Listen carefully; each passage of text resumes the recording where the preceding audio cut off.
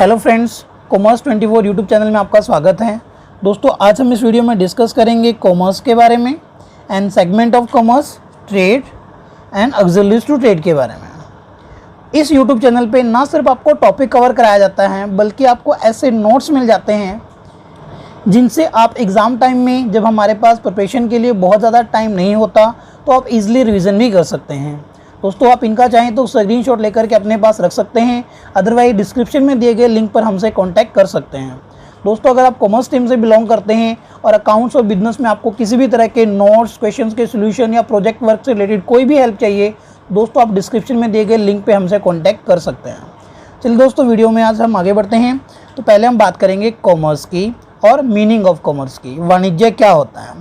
दोस्तों, वाणिज्य का मीनिंग अगर समझना है तो सिंपली आपको इसके पार्ट्स को मेमोराइज करना है कि सेगमेंट ऑफ कॉमर्स जो होते हैं उसमें ट्रेड आता है एंड ऑक्सिलरीज टू ट्रेड आता है। मीन्स कॉमर्स का जो मतलब है वो सभी एक्टिविटीज़ जो ट्रेड में की जाती हैं और वो सभी एक्टिविटीज़ जो ऑक्सिलरीज टू ट्रेड में की जाती हैं उनका योग वाणिज्य कहलाता है। तो मीनिंग क्या बन गया? Commerce it refers to the sum of all the activities of trade and auxiliaries to trade. दोस्तों, अब बात करते हैं ट्रेड की। ट्रेड क्या होता है? सिंपली दोस्तों हम ट्रेड को बोलते हैं बाय सेल, कि ट्रेड में buy and sell of goods and services किया जाता है। मीन्स हम यहाँ पे वस्तु को खरीदते हैं और रेडीमेड प्रोडक्ट को सेल करते हैं। आप यहाँ पे मैन्युफैक्चरिंग नहीं करते हैं। चलो दोस्तों, अगर इसके हम डेफिनेशन की बात करें तो बुक में कुछ इस तरह से डेफिनेशन आपको मिल जाएगा कि देखो, बाइंग की अगर हम बात करें तो हम बाय कहाँ से करते हैं? प्लेस ऑफ प्रोडक्शन से प्रोडक्ट को बाय करने से लेकर के और प्लेस ऑफ कंजप्शन तक उसको डिलीवर करने की जो एक्टिविटीज़ होती हैं वो ट्रेड में इंक्लूड की जाती हैं। अब प्लेस ऑफ प्रोडक्शन क्या होता है? जहाँ पर प्रोडक्ट मैन्युफैक्चर किया जाता है। अब प्रोडक्ट मैन्युफैक्चर कहाँ पे होता है? फैक्ट्री में। और प्लेस ऑफ कंजप्शन का मतलब क्या हुआ? कस्टमर जो उसको फाइनली कंज्यूम कर रहा है।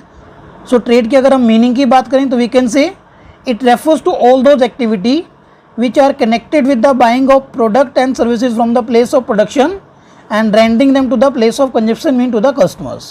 प्रोडक्ट को फैक्ट्री से पिक करके कस्टमर तक डिलीवर करने की सभी जो एक्टिविटीज़ हैं वो ट्रेड में आती हैं। अब दोस्तों, अगर हम बात करें टाइप्स ऑफ ट्रेड की तो there are two type of trades. First is internal और we can say national trade, आंतरिक या फिर राष्ट्रीय व्यापार। Second is external and international trade, बाह्य या फिर अंतर्राष्ट्रीय व्यापार। अब इंटरनल ट्रेड क्या होता है? जब आपकी जो बाइंग और selling activities within the boundary of a nation ही की जाती हैं। मतलब जब हम बाय सेल सिर्फ एक देश की सीमा के अंदर करते हैं, that is called internal trade और नेशनल ट्रेड। और जब बाइंग एंड सेलिंग की जो हमारी एक्टिविटीज़ होती हैं वो एक देश की बाउंड्री को क्रॉस कर जाती हैं, मतलब एक से ज़्यादा देशों में की जाती हैं, दैट इज़ कॉल्ड एक्सटर्नल या फिर इंटरनेशनल ट्रेड। अब दोस्तों, इंटरनल ट्रेड भी कई प्रकार का होता है। जब बाइंग और सेलिंग एक्टिविटीज़ आपकी विद इन अ डिस्ट्रिक्ट होती हैं, किसी एक ज़िले के अंदर ही की जाती हैं, that is called district level trade. और जब हमारी बाइंग और selling activities with in a state होती हैं, फॉर एग्जाम्पल अगर मैं बात करूँ, मान लीजिए आपको जो प्रोडक्ट बाय सेल करते हो वो सिर्फ एक से ज़्यादा डिस्ट्रिक्ट में but with in the boundary of a state, से हरियाणा स्टेट के अंदर ही आप बाइंग एंड सेलिंग करते हो, so that is called state level trade, राज्य स्तरीय व्यापार। ऐसे ही दोस्तों, अगर आप एक से ज़्यादा स्टेट में करते हैं लेकिन within the boundary of a country हैं तो हम ऑलरेडी डिस्कस कर चुके हैं, और that is called national trade और we can say internal trade. अब दोस्तों, ऐसे ही इंटरनल ट्रेड में दो टाइप ये भी होते हैं, होलसेल ट्रेड या फिर रिटेल ट्रेड। अब होलसेल को हम बोलते हैं थोक व्यापार और रिटेल को बोलते हैं फुटकर व्यापार। थोक व्यापार क्या होता है? Where we buy the product in large quantity in bulk. तो सिंपल सा मैंने यहाँ पे लिख दिया बाय इन बल्क। तो इट मीन्स होलसेल ट्रेड वो होता है जहाँ पर प्रोडक्ट लार्ज क्वांटिटी में बाय करें जाते हैं, जहाँ पर प्रोडक्ट लार्ज क्वांटिटी में बाय किए जाते हैं और स्मॉल क्वांटिटीज़ में सेल किए जाते हैं। अब रिटेल ट्रेड वो होता है जहाँ पर हम प्रोडक्ट स्मॉल क्वांटिटीज़ में बाय करते हैं और कस्टमर को सेल करते हैं। तो what is retail trade? Is where we buy the products in small quantities and sell to the consumer according to their need. That is called retail trade. चलिए दोस्तों, अब आते हैं एक्सटर्नल या फिर इंटरनेशनल ट्रेड पे। दोस्तों, एक्सटर्नल ट्रेड के भी फर्दर 3 टाइप्स हैं: import trade, export trade, entrepot trade. Import trade तो आपको पता ही है। इंपोर्ट का मतलब क्या होता है? आयात, means buying of goods from the foreign countries. Export की बात करें तो हम कहेंगे selling of goods to foreign countries. जब हम वस्तुओं को फॉरेन कंट्री मीन्स विदेशों में बेचते हैं, दैट इज कॉल्ड एक्सपोर्ट। तो इंपोर्ट जब फॉरेन कंट्री से परचेज किया जाता है, एंड एक्सपोर्ट जब हम फॉरेन कंट्रीज में सेल करते हैं। दोस्तों, इंटरपोर्ट ट्रेड क्या होता है? पुनः निर्यात, जिसमें इंपोर्ट और एक्सपोर्ट दोनों ही आ जाते हैं। दोस्तों, यहाँ पे मैंने एक एग्जांपल लिखा है। इट मीन्स जब हम किसी एक कंट्री से इंपोर्ट करके किसी दूसरी कंट्री में अपने प्रोडक्ट को एक्सपोर्ट कर देते हैं, दैट इज कॉल्ड इंटरपोर्ट, पुनः निर्यात, व्यापार, ट्रेड। फॉर एग्जाम्पल, मान लीजिए आप चाइना से प्रोडक्ट को इंपोर्ट करते हो, बिकॉज चाइनीज प्रोडक्ट सस्ते होते हैं, और उसको पहले आप इंडिया में लेकर आते हो, और उसके बाद अपनी कंपनी का लोगो लगा करके फॉरेन कंट्रीज से आप यूएसए में उसको एक्सपोर्ट कर देते हो। तो this is the example of entrepot trade. दोस्तों, अब हम आ जाते हैं एक्सिलरीज टू ट्रेड वाले टॉपिक पे और देखते हैं चलिए एक व्यापार की सहायक क्रियाएं क्या होती हैं। दोस्तों, कंसेप्ट की अगर बात करें तो एक्सिलरीज टू ट्रेड वो एक्टिविटीज़ होती हैं जो इंडस्ट्री और ट्रेड को सपोर्ट करती हैं, उसको फैसिलिटेट, उसको बढ़ावा देती हैं। तो स्टेटमेंट क्या बनेगी? कंसेप्ट बन गया, it refers to those activities which support और we can say facilitate to industry and trade, जो उद्योग या व्यापार को बढ़ावा दें। सो डियर फ्रेंड, जितने भी एक्सिलरीज टू ट्रेड हैं, इसमें आपको सिर्फ ये ध्यान रखना है कि जो एक्सिलरीज टू ट्रेड है, पर्टिकुलर एक्सिलरीज टू ट्रेड है, कि जो पर्टिकुलर एक्सिलरीज टू ट्रेड है वो किस तरह की यूटिलिटी क्रिएट करता है। हर एक तो एक्सिलरीज टू ट्रेड हम यहाँ पे डिस्कस करने वाले हैं, वो किसी न किसी तरह की यूटिलिटी क्रिएट करेगी। तो इसके लिए मैंने आपको सामने एक नोट्स के फॉर्म में दे दिया है कि ये है आपके एक्सिलरीज टू ट्रेड, और यहाँ पर है वो यूटिलिटी जो वो एक्सिलरी टू ट्रेड के द्वारा क्रिएट की जाती है। चलिए दोस्तों, स्टार्ट करते हैं बैंकिंग से। अब बैंकिंग क्या होता है? दोस्तों, हम जानते हैं कि किसी भी बिजनेस के लिए फाइनेंस मीन्स पैसा बहुत इंपॉर्टेंट होता है। विदाउट फाइनेंस आप बिजनेस को रन नहीं कर सकते। तो हमारी जो प्रॉब्लम ऑफ फाइनेंस है, इसको हम किस तरह से एलिमिनेट कर सकते हैं? तो उसके लिए हम बैंक से लोन लेकर के अपनी जो प्रॉब्लम ऑफ फाइनेंस है, इसको हम दूर कर सकते हैं। तो वी कैन से जो बैंकिंग एक्सिलरीज टू ट्रेड है, वो फाइनेंस यूटिलिटी क्रिएट करता है।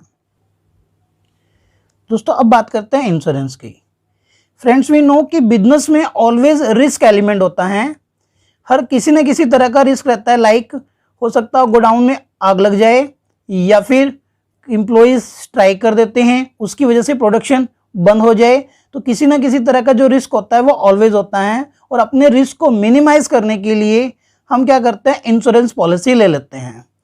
तो दोस्तों, जो सेकंड एक्सिलरीज टू ट्रेड है, दैट इज इंश्योरेंस, और वो किस तरह की यूटिलिटी क्रिएट करती है?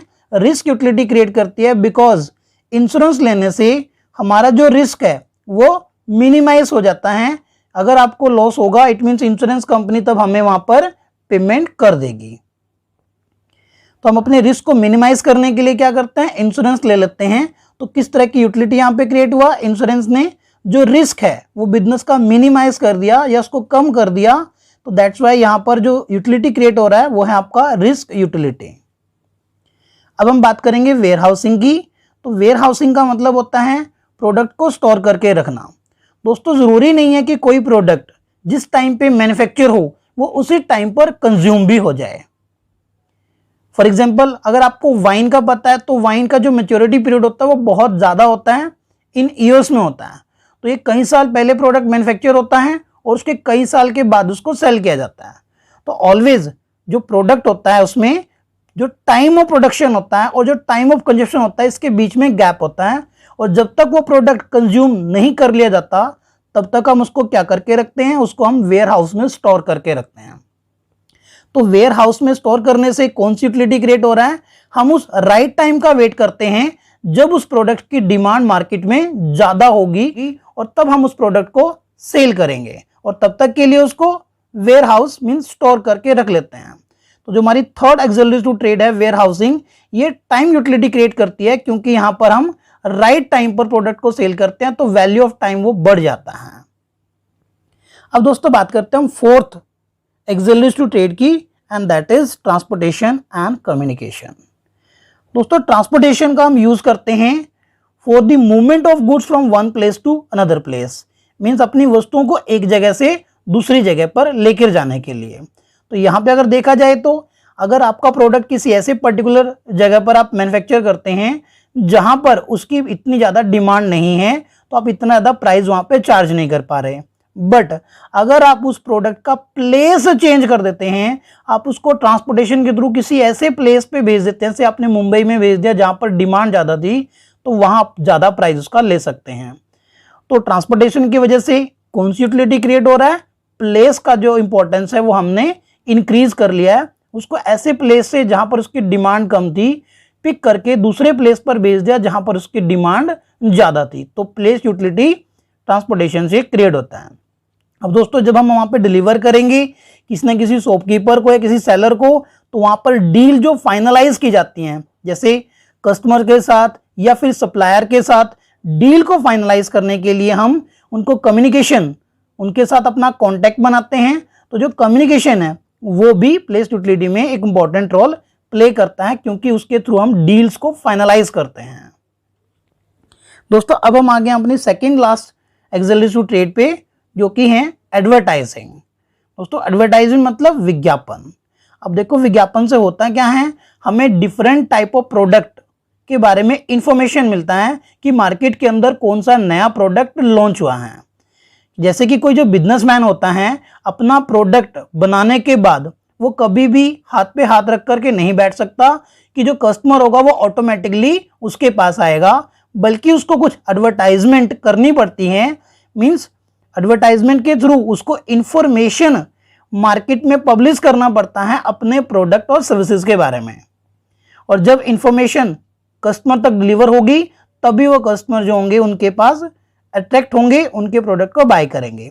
तो एडवर्टीजमेंट के थ्रू हम इंफॉर्मेशन प्रोवाइड करते हैं कस्टमर को, सो दैट कि वो हमारा प्रोडक्ट बाय करे। तो एडवर्टाइजिंग से कौन सी यूटिलिटी क्रिएट हो रहा है, वो हो रहा है आपका इंफॉर्मेशन यूटिलिटी। मीन्स हम इंफॉर्मेशन प्रोवाइड कर रहे हैं सो दैट कि कस्टमर हमारा प्रोडक्ट बाय करे। अब हम आ गए लास्ट पॉइंट पे, and that is middle man. अब मिडिल मैन को हम क्या बोलते हैं, मध्यस्थ। दोस्तों यहाँ पे अगर मैं आपको एक सिंपल सी ट्रिक बताऊं तो अपने आप से आपने एक सिंपल सा क्वेश्चन करना है, do you all bye the product direct from the company, direct from the factory? क्या आप अपने सारे प्रोडक्ट डायरेक्ट उस कंपनी या फैक्ट्री से ही खरीदते हैं? तो आप कहेंगे नहीं। तो प्रोडक्ट आप तक डिलीवर कैसे होता है? तो जनरली जो एक प्रोडक्ट होता है वो कंपनी से कस्टमर तक डिलीवर होने के लिए बीच में कुछ मिडिल मैन्स आते हैं। अब ये मिडिल मैन कोई होलसेलर या रिटेलर हो सकता है या वो एजेंट हो सकता है।